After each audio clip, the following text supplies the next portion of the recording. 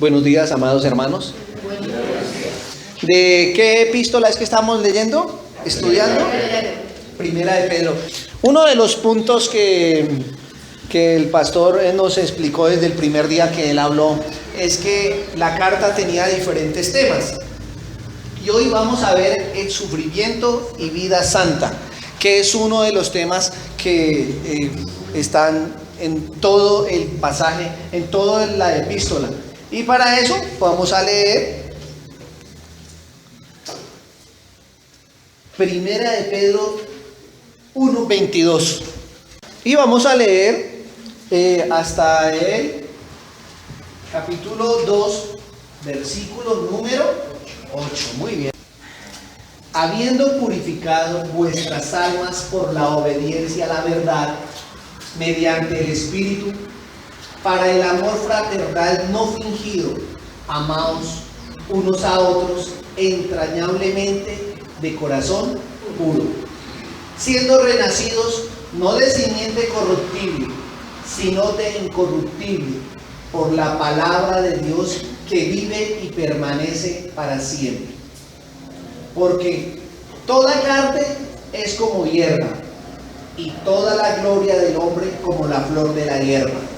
La hierba se seca y la flor se cae, mas la palabra del Señor permanece para siempre. Y esta es la palabra que por el Evangelio os ha sido anunciada.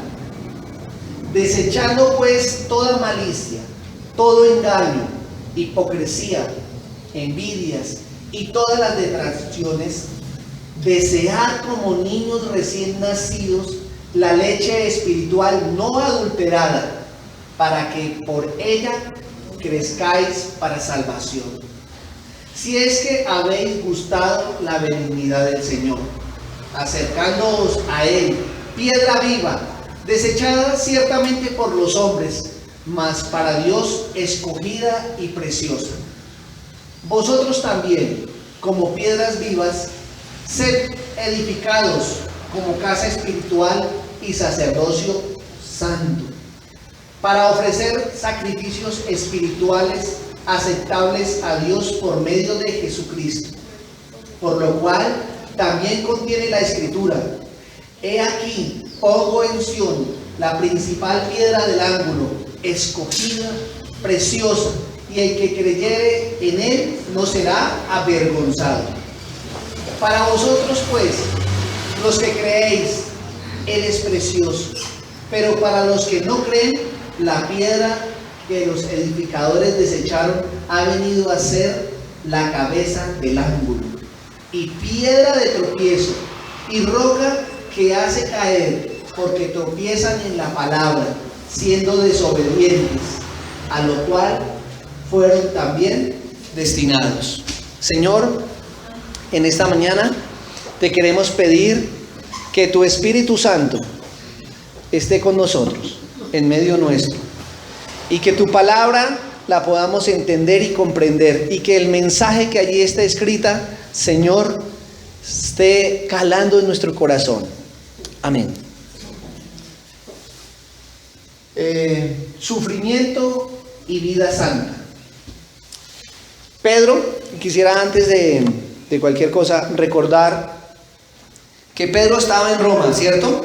Por allá en el año 63 escribió esta carta, ¿verdad? Y se las escribió ¿a quiénes? Quisiera que recordáramos, ¿a quiénes se las escribió? En el versículo 1 dice: a los esparcidos de la dispersión en el Ponto, Galicia, Capadocia, Asia y Bitinia. Y se los escribió a ellos, porque resulta que él conocía que ellos estaban pasando por un momento muy difícil. Y el Señor inspira a Pedro para que Pedro envíe esta carta, y les da una serie de elementos dentro de la carta para que ellos entiendan y comprendan lo que está sucediendo en sus vidas, lo que puede suceder, pero les da al final, como cantamos hoy, una esperanza. Ellos verdaderamente estaban pasando un momento crítico. Estaba Nerón el emperador Nerón, el emperador de Roma, en su auge mayor, persiguiendo a los cristianos, matándoles, desterrándoles. Pero dentro de todo eso, desde que comenzó toda esta dispersión y toda esta persecución, lo único que pasaba era que ellos se mantenían y a donde llegaban compartían el evangelio. Pero en este momento, pasados 30 y algo de años, ellos están pasando también su crisis, porque conocían del Señor, porque entendían de Él, habían vivido verdaderamente el cambio que el Señor les había producido en sus vidas, pero estaban en un momento difícil, razón por la cual Pedro escribe. Y dentro de todo lo que él escribe en estas dos cartas y en esta primera que envía estando él en Roma,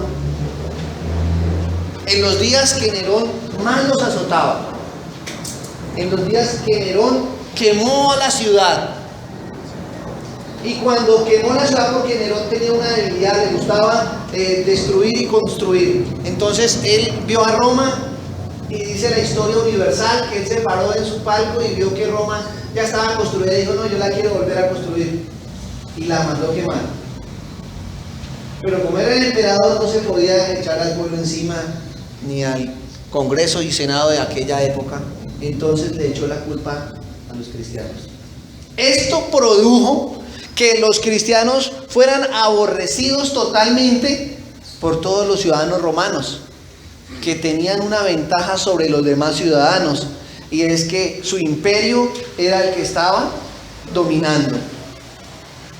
Y dentro de esos muchos alientos que Pedro les escribe en esta mañana, vamos a mirar cómo el sufrimiento, en el medio del sufrimiento, se puede vivir apartado para Él, con una vida apartada para Él. No es fácil. Esto no se trata que yo sea masoquista, que a mí me guste sufrir, porque si yo sufro, entonces al Dios que yo sigo, a Él le gusta que yo sufra, y es que yo estoy en esta situación porque Él quiere que yo esté en esta situación. Pero Pedro, en esta carta, nos va a mostrar dos esperanzas, nos va a mostrar dos formas en que nosotros podemos enfrentar el sufrimiento verdadero que viene de Él, el apoyo pues que viene de Él en medio de las dificultades. Y nos da dos elementos claves, dos grandes formas de poder mirar para pasar el momento difícil que está en nuestras vidas. Y el primero es la palabra de Dios. El primer gran elemento es la palabra de Dios.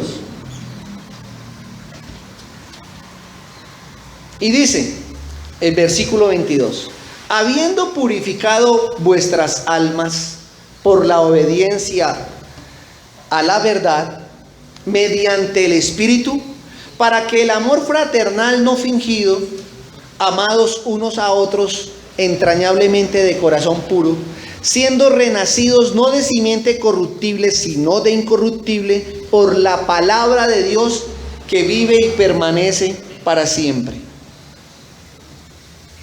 Lo primero que Él les dice a ellos, que ellos han sido purificados, sus almas han sido purificadas por la obediencia a la verdad,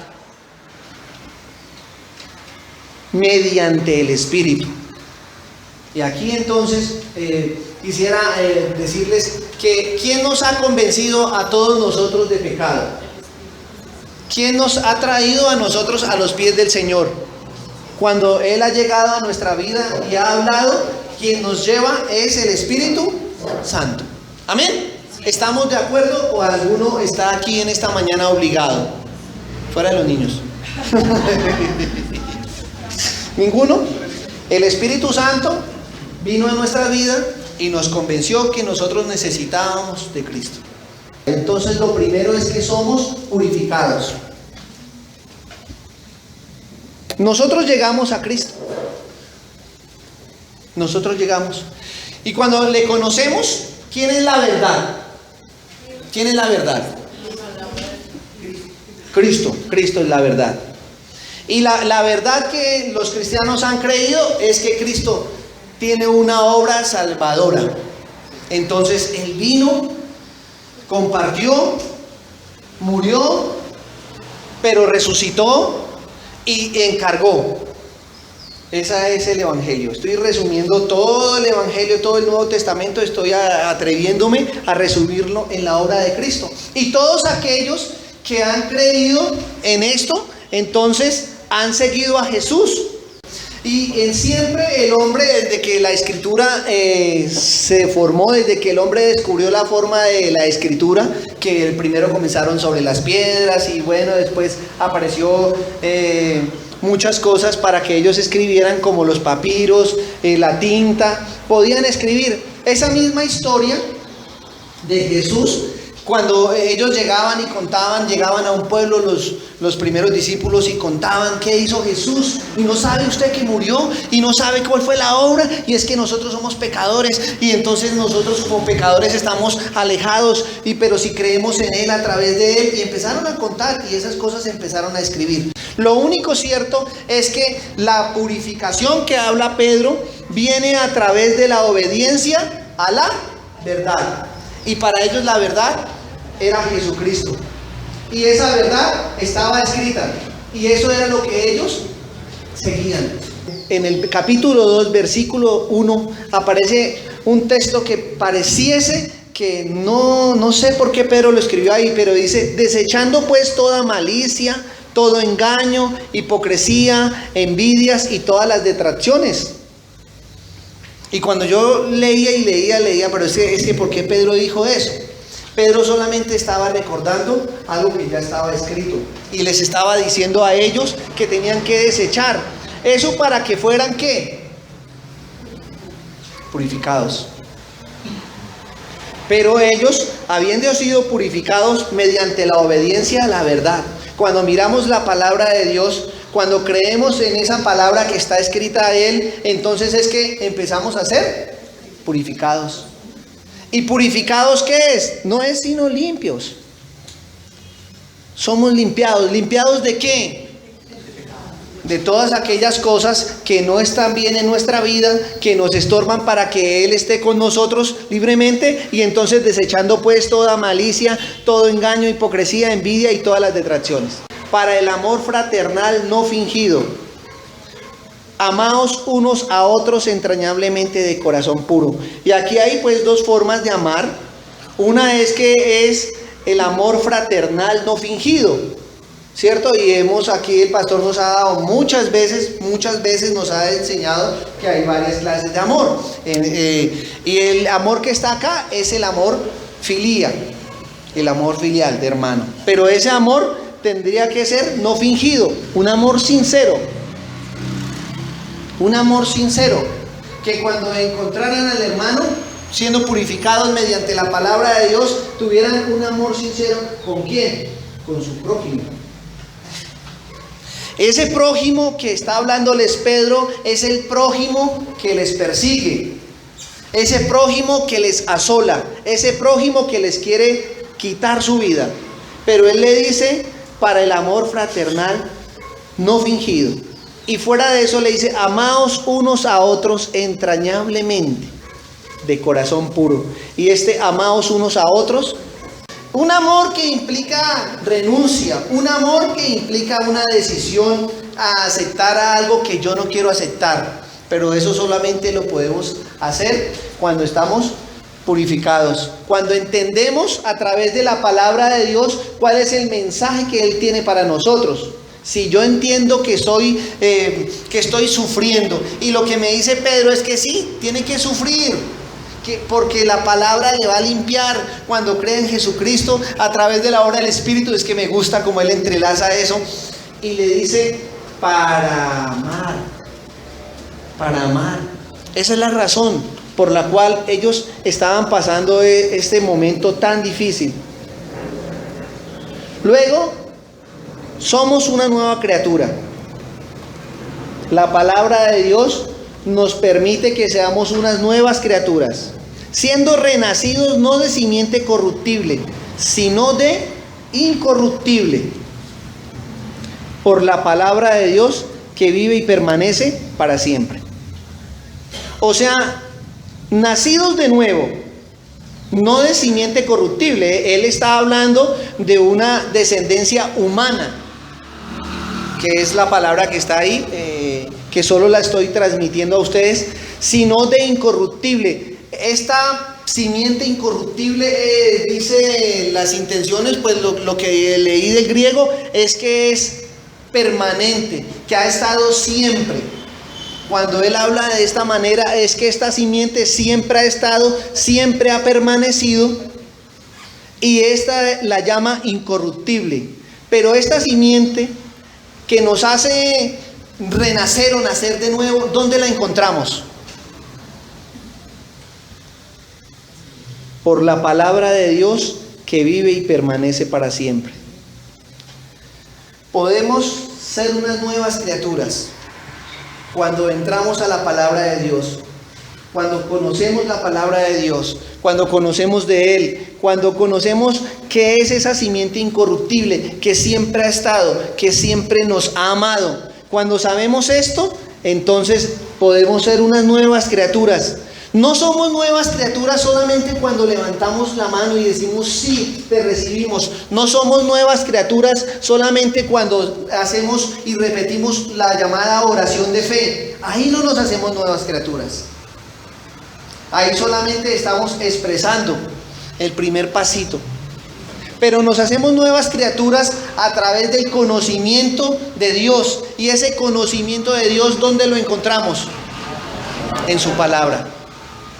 Entonces podemos ser transformados, entonces podemos ser purificados, entonces podemos ser limpios, podemos tener aparte el pecado, detectarlo, conocerlo, saber que toda palabra que tiene malicia, todo engaño, hipocresía, envidia y todas esas detracciones no son de Dios. Entonces podemos nosotros ser unas nuevas criaturas. Somos nuevas criaturas, pero esas nuevas criaturas nos formamos con la palabra de Dios. No hay otra manera. No hay otra manera, porque podemos ser nuevas criaturas por el testimonio de otras personas. Es que yo tengo un amigo que es borracho, pero que conoció al Señor y ya no es borracho. Y yo soy alcohólico. ¿Eso me dice algo a mí?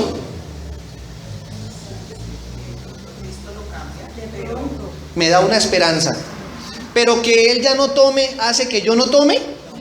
No. No. Que a mí me cuente otro, no. Eso me da una esperanza de que sí hay algo diferente. Que sí puedo encontrar algo que me llena ese vacío que me hace tomar. Estoy solo poniendo un ejemplo.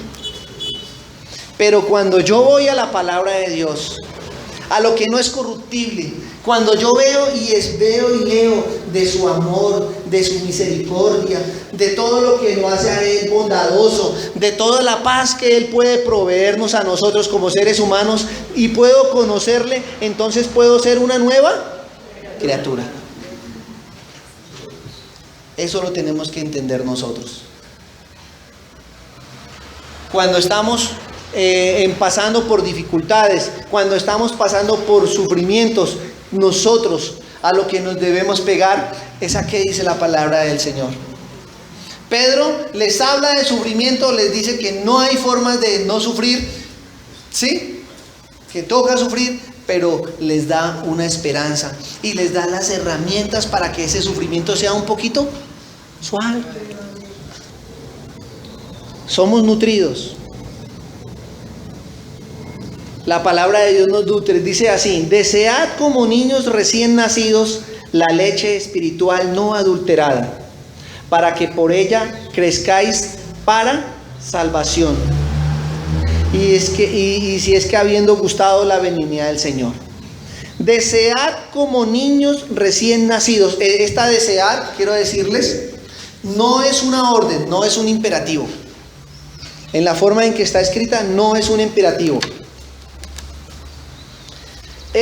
Quiere decir que anhelemos que querramos vehementemente la leche espiritual no adulterada. ¿Cuál es la leche espiritual no adulterada? La palabra de Dios. ¿Por qué la llama así? Porque la palabra de Dios dice que toda palabra es inspirada por Dios, ¿cierto? Y es útil. Y bueno, eso lo escribió Pablo luego que escribieran esto. Pero esta palabra que llama Pedro la leche espiritual no adulterada es la que nosotros debemos desear. Y él pone un ejemplo, es la mejor ilustración, como niños recién nacidos. Cuando un niño nace, yo veo aquí muchas madres y muchos padres, son pocos los que no veo que sean padre o madre, y vemos nuestros hijos cuando ellos están recién nacidos y le ponen a la mamá, ¿qué es lo primero que hace el niño? ¿Cómo? ¿Qué es lo que primero busca? Entonces se la ponen acá y él... No sé si ustedes lo han visto. El 100% de los niños, ¿cierto? Y los pone y ustedes ya van creciendo ellos más grandecitos y los tienen en el pecho y él empieza a bajar. Y empieza a bajarse y busca siempre la leche. Y él anhela ese momento en que la mamá, ay papito, usted es tan bonito, y ustedes ven la cara de él tan contento porque va a recibir su alimento. ¿Sí lo han visto? Y se han visto con ese desespero que ellos con sus pequeñas manos quieren coger el pecho y quieren ahí como, ay, ¿sí? Pues amados hermanos, Pedro nos insta en esta hora a que nosotros hagamos lo mismo con la palabra de Dios. Que sea nuestro anhelo diariamente. Ay, tengo que hacer el devocional. ¡Qué alegría! Me da un gusto. ¿Qué versículo? Uy, no, esto está terrible. No, esto no es para mí. ¿Sí? No, que cuando hablamos la palabra de Dios tengamos la esperanza que no importa lo que ella nos quiere enseñar, que estemos dispuestos a aprender. ¿Qué es lo que nos quiere decir? ¿Qué es lo que nos tiene? Si ella nos enseña, si es útil para enseñar, para redarguir, para instruir, para corregir, ¿cuál de esas tenemos nosotros? Pero que tengamos el anhelo, que querramos, que lo primero que el día tengamos es abrir los ojos y voy a la palabra de Dios. Y si lo hago en una manera ordenada, desordenada, yo no sé cómo lo hace usted, pero que lo haga, pero que sea como el anhelo de ese bebé que busca la leche, que Señor, dame, Señor, dame. No me importa lo que me vaya a pasar ahorita en el Transmilenio, no me importa. No me importa si me pisan, me empujan, me ultrajan. No, yo me voy contento. Y me están empujando y dando un rollazo. Gloria al Señor. Soportados unos a otros. Fue el versículo que yo leí. ¿Cierto? Sí, no interesa que usted esté de primero y el bus abra y esté desocupado y lo boten y todos se sienten y usted quede sentado pero en el suelo. No importa, porque eso me tocó a mí. No, me paré y ¿qué pasó? Todos sentados, pues me bajé otra vez. Todos tenían ese anhelo, pero que nosotros deseemos como niños recién nacidos la leche espiritual no adulterada. ¿Para qué? Porque todo tiene un ¿para qué? Para que por ella crezcáis para salvación. La esperanza que tenemos nosotros, la esperanza en la cual creemos es que un día seremos salvos. Y Él nos dice algo que quise poner aquí, que permanece para siempre. En el versículo 23 y en el versículo 25 escribe, por la palabra de Dios que vive y permanece para siempre. Y en el versículo 25 dice más, la palabra del Señor permanece para siempre.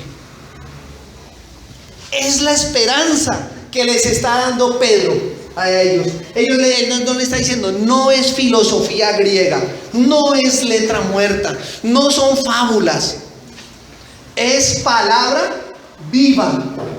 Dice ahí en el versículo 23, la palabra de Dios que vive y permanece para siempre. Siempre está ahí la palabra para lo que necesitemos. Y más cuando pasamos momentos críticos.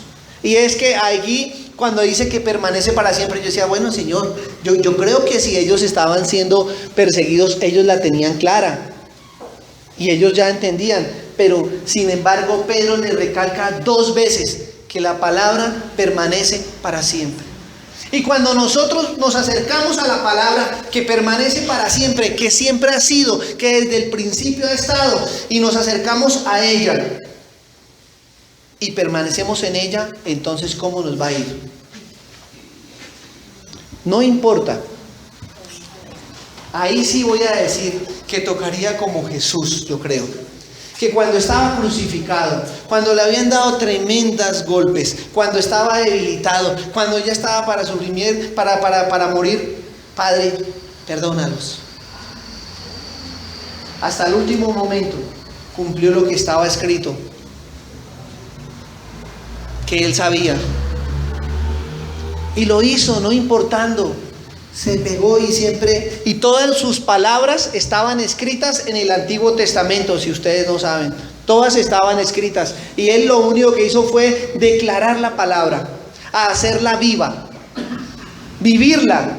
Y eso es lo que nos toca a nosotros, amados hermanos. Porque tenemos una esperanza. Y es que así venga el sufrimiento. Si nosotros vamos a la palabra de Dios, si somos purificados, si somos nuevas criaturas, si somos nutridos, entonces permaneceremos para siempre. Permanecer para siempre.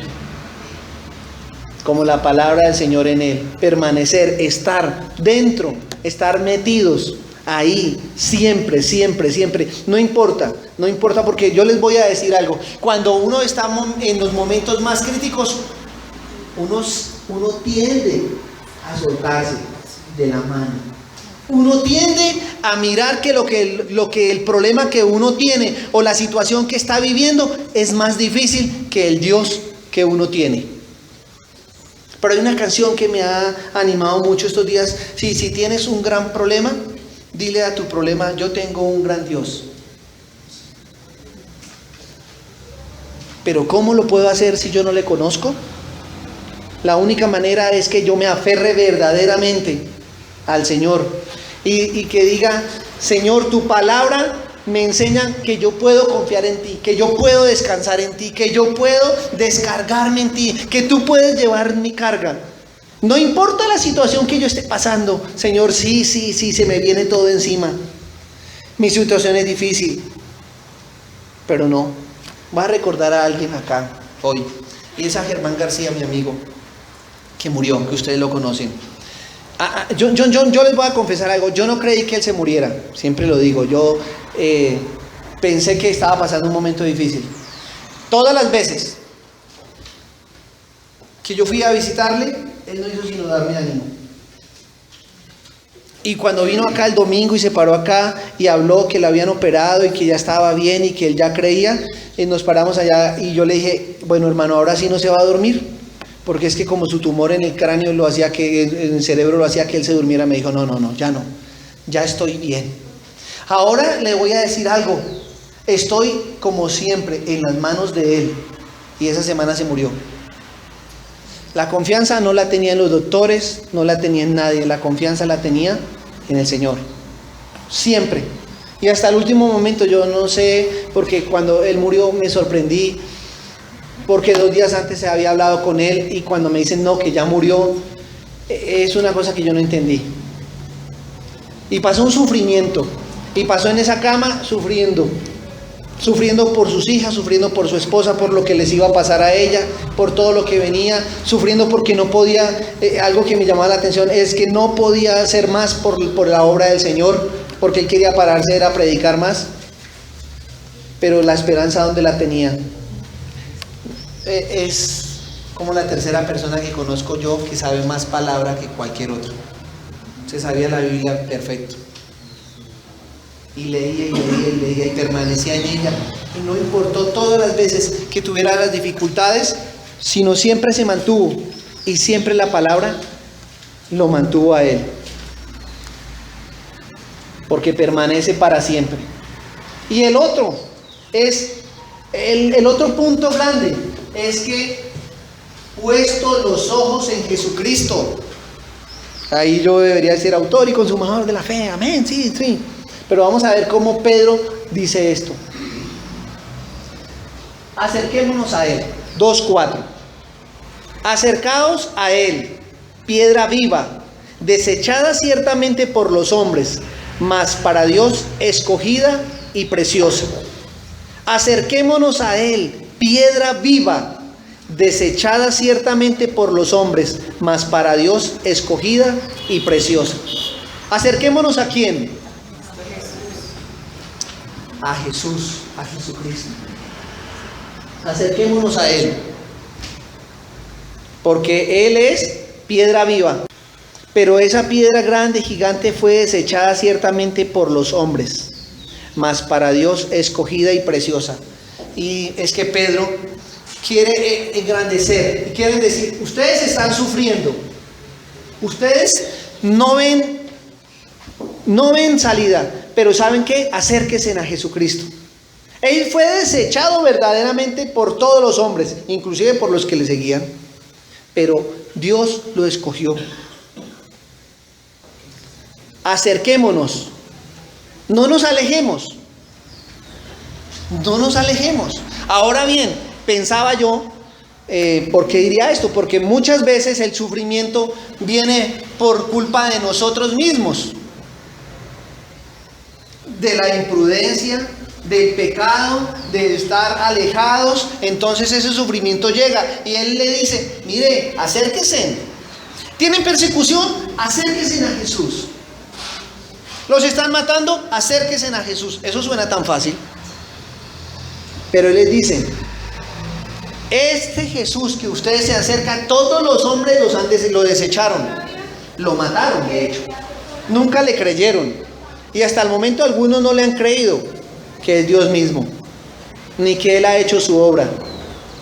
Pero el consejo que le da Pedro a ellos es que se acerquen a Él, a esa piedra viva. El segundo es que edificados en Él. Vosotros también, como piedras vivas, sed edificados como casa espiritual y sacerdocio santo, para ofrecer sacrificios espirituales aceptables a Dios por medio de Jesucristo. Vosotros también, como piedras vivas. ¿Por qué Pedro escribe piedras vivas? Y en el versículo 4 había dicho que Él es la piedra viva. ¿Por qué? Porque somos ¿qué? Discípulos, imitadores. Gracias, Liliana. Muy bien. Somos discípulos, somos sus discípulos. Entonces, como somos sus discípulos, entonces lo imitamos a Él. Él que es la piedra viva. Entonces aquí sí voy a hablar de por qué es esa piedra viva. Porque cuando alguien está construyendo y necesitan hacer, hoy en día que ya tenemos aquí en Bogotá un edificio que están construyendo que es el más alto de Colombia y que de Sudamérica. Bueno, yo no lo sé porque todavía no me he subido ni lo he medido, pero ellos dicen eso. Este edificio, dicen ellos desde antes que lo construyeran que iba a ser el más alto porque le hicieron unas grandes bases y su fundamento hace que soporte todo el edificio. Y su fundamento hace que esa parte fuerte, esa parte donde están las bases, sea mayor que los demás pisos que puedan construir. Porque un edificio con unas muy buenas bases puede estar para arriba. Por ejemplo, si una casa es de un primer piso y la gente, el dueño, le quiere hacer un segundo piso, pero sus bases no son, ¿qué tiene que hacer? No son fuertes. Dos. O la tumba o la refuerza. ¿Qué es mejor? Eso lo saben los señores constructores. Pero si un edificio que se va a construir no tiene un buen fundamento, entonces se cae. Eso le pasó al Space en Medellín.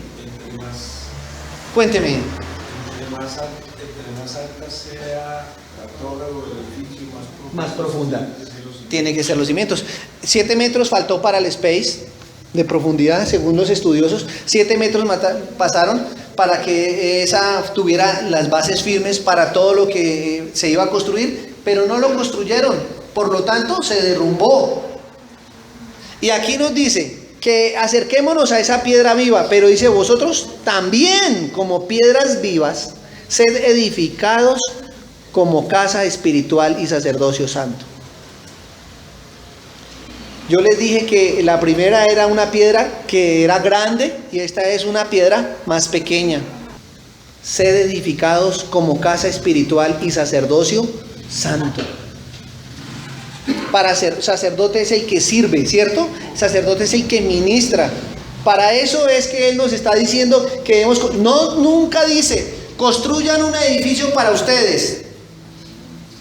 Construyan un ministerio para ustedes. Prediquen solo para que ustedes crezcan, para que ustedes tengan. No. ¿Para que quién es esa piedra viva? ¿En quién debemos poner nuestros ojos? ¿A quién debemos nosotros interesarnos que la gente conozca? ¿A una religión o a Jesús? A Jesús.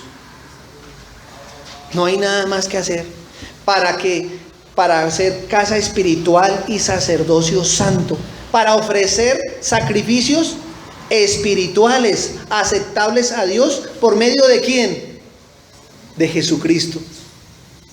Él es la esperanza frente al sufrimiento.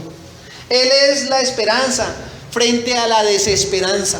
Solo Cristo, no nosotros. Lo que diga un hombre es palabra que pasa, pero lo que diga Dios permanece para siempre. Es Él. Es Él. Cuando yo le ofrezco un sacrificio espiritual aceptable a Dios, escúchenme, entonces hay sacrificios que no son aceptables a Dios, según lo que está diciendo Pedro. Hay unos sacrificios que no son aceptables. Esos son los que los hombres quieren imponer. Pero Él está diciendo, miren a Jesús, que Él es la piedra viva. Creamos en Él. Por lo cual también contiene la escritura: he aquí pongo en Sión la principal piedra del ángulo, escogida, preciosa, y el que creyere en él no será avergonzado. Y piedra de tropiezo y roca que hace caer, porque tropiezan en la palabra, siendo desobedientes, a lo cual fueron también destinados. Hay dos maneras frente a este sufrimiento, frente a las dificultades. Y es que yo debo creer. ¿Qué debo creer? Que Dios mismo puso en Sión la principal piedra al ángulo, escogida y preciosa. Eso lo escribió en Isaías. El que creyere en Él no será avergonzado. No el que cree en algo, sino el que cree en ¿quién? En Cristo. Es que Pedro les quiere que ellos le queden muy claro, que es en Cristo en el que deben creer. No es nadie más. Las dificultades nos pueden agobiar, los problemas nos pueden tapar, pero si yo veo a Cristo, ese problema se cae, porque no somos avergonzados, dice su palabra. Pero para que yo no sea avergonzado, yo tengo que tener unos requisitos, tengo que creer en Él, tengo que acercarme a Él, tengo que edificar en Él, y yo no soy avergonzado. Cuando yo amo a mi prójimo, cuando yo puedo hacer todo lo que dice la palabra de Dios, cuando yo obedezco la palabra, cuando yo soy purificado, cuando yo soy transformado. He aquí pongo en Sión la principal piedra del ángulo, escogida, preciosa. La piedra del ángulo es la piedra sobre que es soportado todo el edificio. Y es que todas las cosas Él las puede soportar porque Él las puso. Y no hay nada que nos pueda suceder a nosotros que cuando vamos a Él, cuando vamos a Él de corazón limpio, de corazón puro, cuando ponemos los ojos en Él, cuando creemos en Él, cuando caminamos en Él, que Él no nos escuche. Y es el pronto auxilio. Puestos los ojos en Jesucristo. Si ponemos los ojos en Jesucristo y miramos la palabra y hacemos la palabra y la vivimos, entonces nuestros problemas, nuestras dificultades, nuestros sufrimientos, ¿cómo se van a ver? Gracias, Lina. Chiquiticos. Pero muchas veces miramos el problema más grande que el Dios que nosotros tenemos, porque ese Dios no le conocemos. ¿Y por qué no le conocemos? Porque no leemos la palabra. Y cuando la leemos y creemos en que Jesucristo es nuestra salvación, entonces cuando venga el problema, ¿qué va a suceder? Entonces, ¿saben una cosa? Por eso, todos los discípulos de Jesús dieron sus vidas. Y se gozaron tal vez en la muerte, porque por fin que ellos viéndolo morir no hicieron nada, sino se escondieron y corrieron, y el día que les tocó dar su vida lo hicieron con alegría, porque ya le conocían. Y no había otra manera que ellos pasaran sus vidas sino anhelando dar mi vida. No voy a escatimar mi vida, sino que la voy a dar. Y Pedro dice la historia, porque yo no tengo dónde, que ni siquiera quiso morir crucificado igual que Jesús, porque no se sintió digno de hacerlo. Siendo un imitador, siendo que el Señor le transformó, siendo que el Señor le purificó. Pero es solamente cuando nosotros vemos que acudimos a la palabra de Dios en medio de las dificultades y los problemas, cuando vemos solo a Jesucristo, a su obra, al Padre sosteniéndolo, poniéndolo, para que nosotros cuando lleguemos a ese momento podamos ser purificados, entonces es que podemos salir adelante frente a las dificultades. Amén. Señor, te damos gracias en esta mañana por tu palabra. Permite que ella viva en nosotros, Señor. Permite que la podamos cumplir, Padre. Que podamos ver que tu palabra nos lleva al conocimiento tuyo, Señor. Y si es una de las razones por las cuales tú nos creaste, para que te conociéramos, para que te entendiéramos. Pero si no la leemos, ¿cómo te vamos a conocer? ¿O cómo vamos a entender todo lo que nos sucede, todo lo que nos pasa, todo lo que nos rodea, Señor? Permite que nosotros nos acerquemos a tu palabra, Padre. Permite que ella también purifique nuestras vidas.